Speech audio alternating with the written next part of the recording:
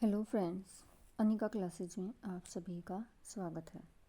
Friends, आज हम भक्ति काल के जितने भी कवि हैं उनकी रचनाएं और उन कवियों को हम एक साथ पढ़ेंगे।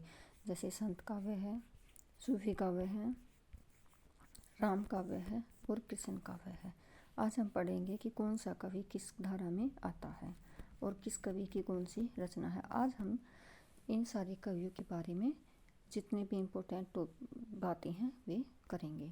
सबसे पहले आता है हमारा संत काव्य। संत काव्य में जो सबसे पहले कवि आते हैं वो है नामदेव। ये मैं इसलिए करा रही हूँ फ्रेंड्स, क्योंकि जो क्वेश्चन कई बार पूछा जाता है वो इस तरह से पूछा जाता है, कवि का नाम देकर या फिर कोई भी रूप देकर, जैसे कि कृष्ण काव्य धारा से कौन सा कवि संबंधित नहीं है या संबंधित है, इस तरह से भी क्वेश्चन पूछे जाते हैं। और जो हमारे अन्य कवि हैं, अब जो क्वेश्चन बन रहे हैं, जो हमारे अन्य कवि इम्पोर्टेंट तो हम सब पढ़ लेते हैं, लेकिन जो अन्य कवि वहाँ से भी क्वेश्चन पूछा जाता है उन कवियों को देकर भी। इसीलिए हम इनको एक बार सारे कवियों को रिवाइज करेंगे। सबसे पहले संत काव्य धारा में नामदेव आते हैं। इसकी रचना है अभंग पद। फिर है कबीर साहब। इनका जन्म 1398 से 1518 है। इनकी रचना है बीजक, जिसमें साखी, सबद और रमैनी तीनों हैं। इसके बाद आते हैं धर्मदास। धर्मदास जन्म 1418, मृत्यु 1543 ईस्वी।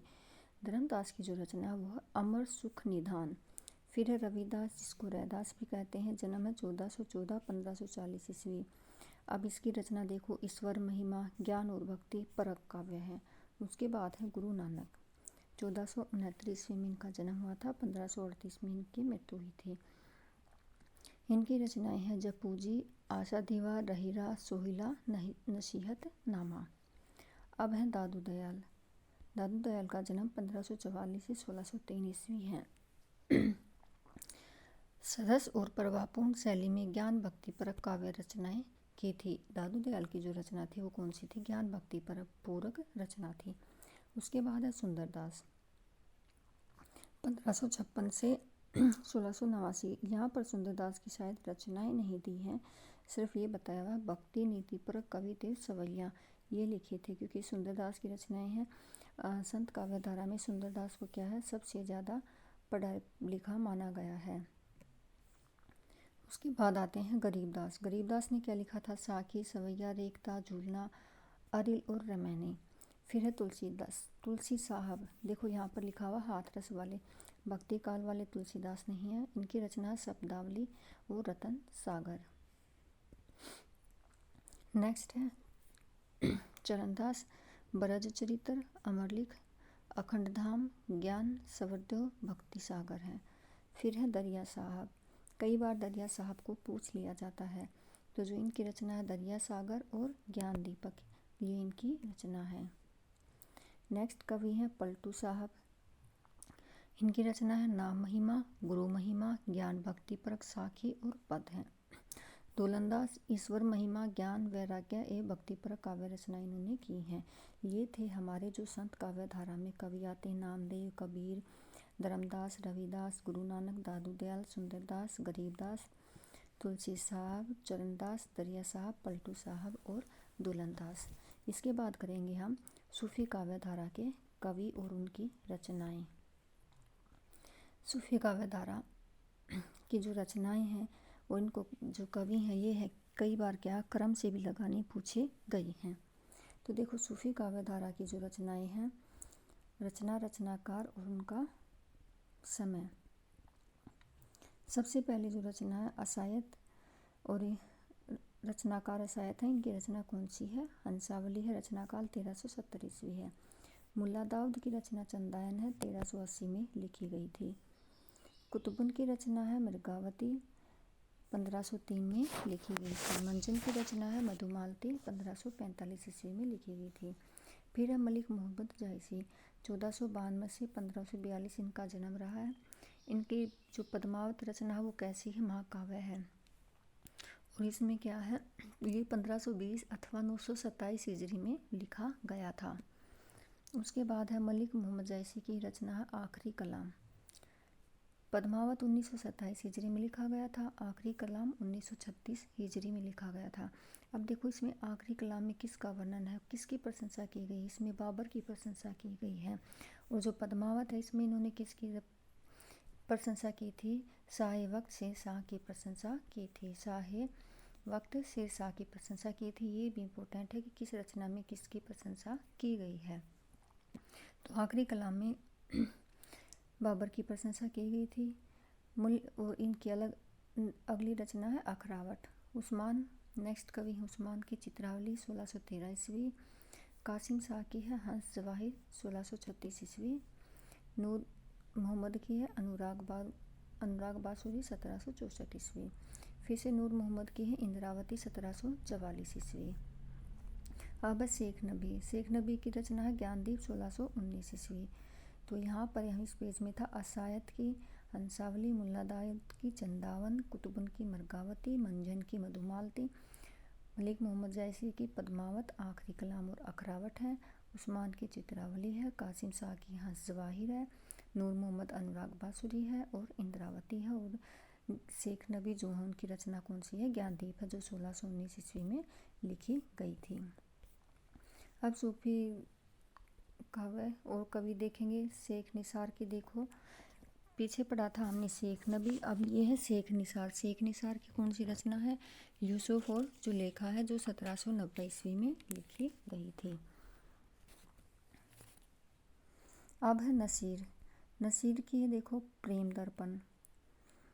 देखो नसीर जो है ये हम बहुत कम पढ़ते हैं सूफी काव्य धारा में, इसलिए ज़रूरी नहीं कि आएगा नहीं, क्योंकि एग्जामिनर अब कहीं से भी क्वेश्चन बना सकता है, क्योंकि सभी को पता है कि कौन कहाँ से कितना याद करता है। जितने भी इम्पोर्टेंट कवि हैं हम सिर्फ उनको याद कर लेते हैं, और जो अन्य कवि हैं जिनके बारे में कभी नहीं पूछा जाता उनको हम क्या कर देते हैं, छोड़ देते हैं। तो जो नसीर कवि है वो किस में है, सूफी काव्य धारा में आता है, और इनकी रचना प्रेम दर्पण 1847 ईस्वी है। फिर है आलम की है माधवानल कामकंदला 1584 ईस्वी। नंददास की रूप मंजरी, देखो नंददास भक्ति काल में भी आता है। नंददास की रूप मंजरी 1568 ईस्वी। फिर है ईश्वरदास की सत्यवती कथा 1501 ईस्वी। फिर है नारायण दास की रचना कौन सी, चिताई वार्ता 1590। तो ये थे हमारे सूफी काव्य धारा के जो कवि हैं, शेख निसार, यूसुफ जुलेखा, नसीर, प्रेम दर्पण, आलम, माधवानल कामकंदला, नंददास रूप मंजरी है, ईश्वरदास सत्यवती कथा, नारायण दास चिताई वार्ता। वैसे नंददास की जो ये रचना है भक्ति काल में आएगी, ये पता नहीं सूफी काव्य धारा में क्यों दी गई है। अभी और हमने पढ़ा था असायत की पढ़ी थी, उस्मान पढ़ा था, मलिक मोहम्मद जैसी पढ़ा था, शेख नबी पढ़ा था और नूर मोहम्मद पढ़ा था। ये सभी कवि का क्या है, ये किस में आते हैं, सूफी काव्य धारा में आते हैं। अब हम जो पढ़ेंगे वो पढ़ेंगे हम राम काव्य धारा। राम काव्य धारा में जो सबसे पहले कवि आते हैं, जहाँ से राम भक्ति परंपरा की शुरुआत हुई थी, वो कौन है, रामानंद है। रामानंद से ही राम भक्ति काव्य की क्या है, शुरुआत मानी गई थी। और इनकी रचना राम रक्षा स्रोत, ये क्या है, मतलब कि इनका जो समय है वो अज्ञात है, किसी को नहीं पता। और विष्णुदास की क्या है, रामायण कथा 1442 ईस्वी में। कहा जाता है कि जो विष्णुदास की रामायण कथा है ये क्या है, हिंदी में लिखा गया पहला राम कथा काव्य था ये हिंदी में। इससे पहले राम काव्य लिखे गए हैं, लेकिन जो हिंदी में लिखा गया था, हिंदी में जो लिखा गया था वो पहला राम काव्य कथा रामायण कथा को माना जाता है विष्णुदास की। अब है अगरदास की कौन सी है, ध्यान मंजरी। देखो जो मंजरी आता है वो किस में आता है, नंददास की रचनाओं में आता है, लेकिन यहाँ पे हमें ध्यान रखना कि सिर्फ नंददास की रचनाओं में नहीं आता है, अगरदास ने भी ध्यान मंजरी लिखी है, इसका भी समय जो है पता नहीं है। फिर है ईश्वरदास की रचना भरत मिलाप और अंगद पैज। भरत मिलाप 1444 ईस्वी में लिखी गई थी, और अंगद पैज जो है वो भी 1444 ईस्वी में ही लिखी गई थी। अंगद पैज क्या है, जब क्या होते हैं, जो अंगद होते हैं वो क्या होते हैं, रावण के दरबार में जाते हैं। रावण के दरबार में जाकर जब वहाँ पर बैठते हैं तो उसके विषय पर लिखी गई रचना है अंगद पैज। अब आते हैं तुलसीदास की जो रचना है, समय देखो 1532 से 1623 ईस्वी। इनकी रचना सारी इम्पोर्टेंट हैं, कई बार इनकी रचनाएं क्रम से भी लगानी आती हैं। तो सबसे पहले जो इनकी रचना है वो है राम गीतावली, इसको गीतावली भी कहते हैं। फिर है 1571 ईस्वी में। फिर है कृष्ण गीतावली, ये भी 1571 ईस्वी में है। देखो इन जो कृष्ण काव्य, ये सॉरी तुलसीदास की जो रचना है, इनके हमें काव्य भी देखने होंगे। जो राम गीतावली है वो कैसी है, गीति मुक्तक काव्य में लिखी गई है। जो कि कौन से काव्य रूप में लिखी गई है, गीति मुक्तक काव्य में लिखी गई है। कृष्ण गीतावली भी गीति मुक्तक काव्य में लिखी गई है। फिर है रामचरितमानस, अवधी भाषा में लिखी गई, सभी को पता है 1574 ईस्वी में। ये क्या है, एक प्रबंध काव्य है। विनय पत्रिका 1585 में लिखी गई, ये भी क्या है, गीति मुक्तक काव्य है। इसके बाद जो इनकी नेक्स्ट रचना आती है वो है रामलला नहछू, 1586 में प्रबंध काव्य है। पार्वती मंगल 1582, ये क्या है, प्रबंध काव्य है। जानकी मंगल 1582, ये भी प्रबंधी काव्य है। पार्वती मंगल और जानकी मंगल ये दोनों क्या हैं, इसमें पार्वती मंगल में शिव पार्वती के विवाह का वर्णन है, जानकी मंगल में राम और सीता के विवाह का वर्णन है। फिर है दोहावली, दोहावली 1583 में, ये भी क्या है, एक मुक्तक काव्य है। ये देखो हमारे राम काव्य कहाँ से शुरू होती, रामानंद से। राम रक्षा स्रोत, विष्णुदास की रामायण कथा, अगरदास की ध्यान मंजरी, ईश्वरदास की भरत मिलाप और अंगद पैज, तुलसीदास की राम गीतावली और कृष्ण गीतावली, रामचरितमानस, विनय पत्रिका, रामलला नहछू, पार्वती मंगल, जानकी मंगल और दोहावली।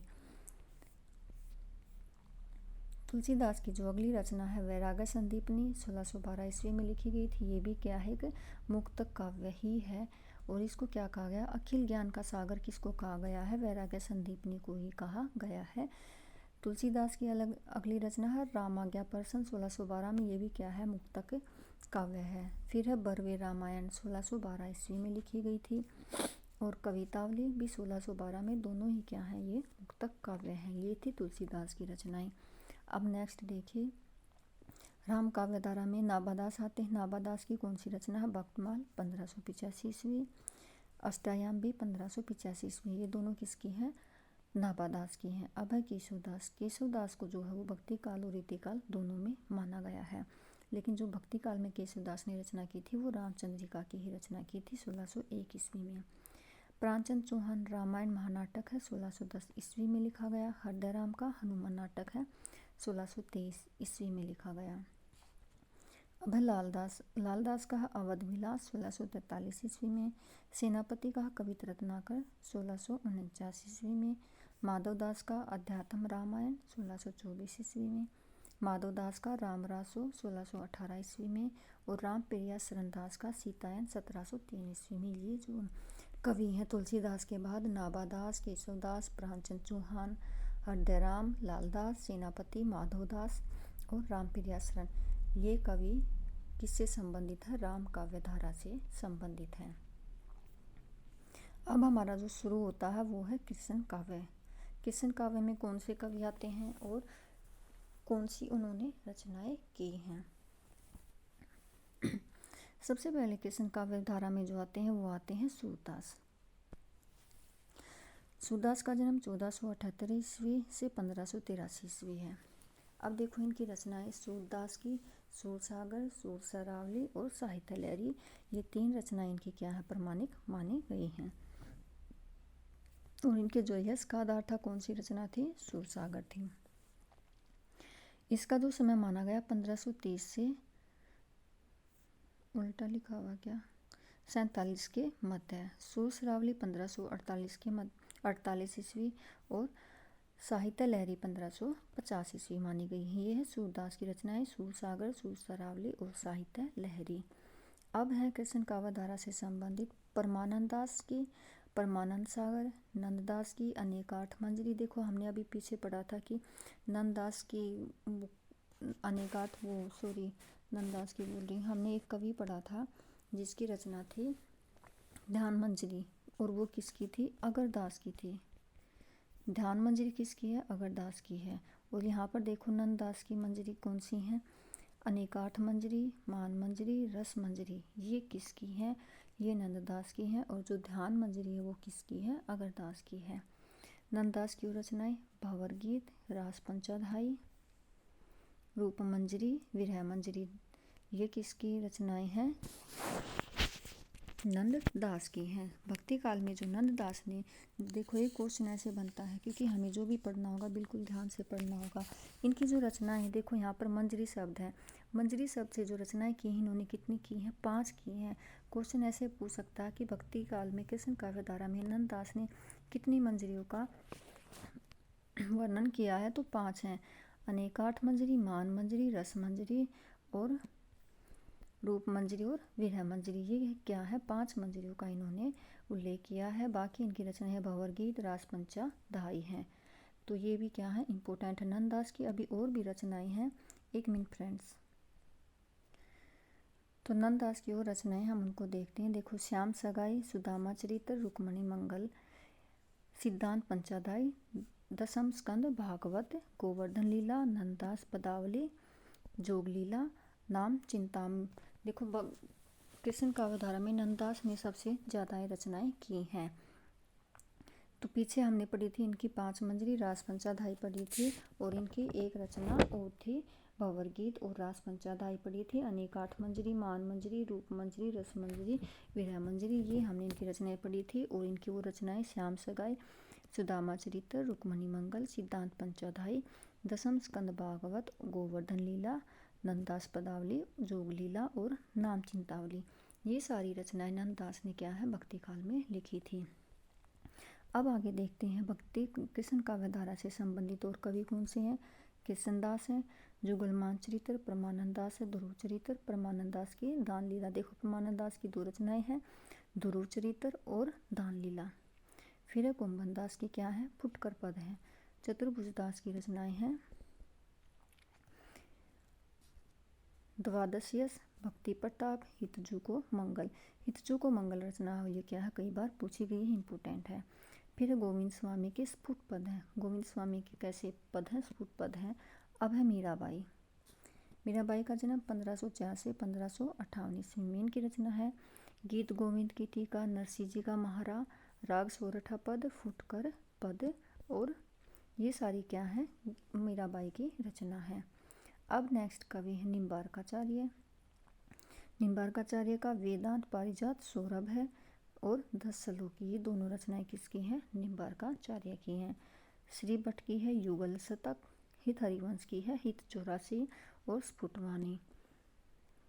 ध्रुवदास की है सिद्धांत विचार। ये सारे कवि हैं जो क्या है, कृष्ण काव्यधारा से संबंधित है। कौन कौन से हैं, सूरदास है, नंददास है, परमानंद दास है, मीराबाई है, कृष्णदास है, कुंभनदास है, चतुर्भुज दास है और गोविंद स्वामी है, निम्बार्काचार्य, श्री भट्ट, हित हरिवंश और ध्रुवदास।